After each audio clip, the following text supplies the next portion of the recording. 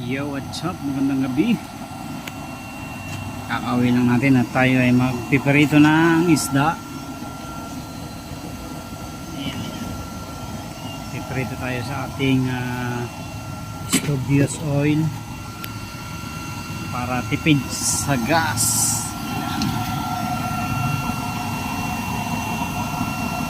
So, ayan yung ating Studios oil. Magpiperito tayo ngayon ng ating ulamin.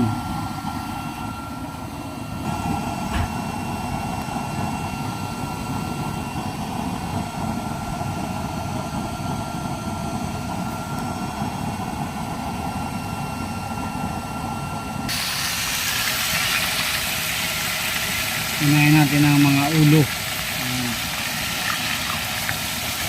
Okay, prito muna tayo.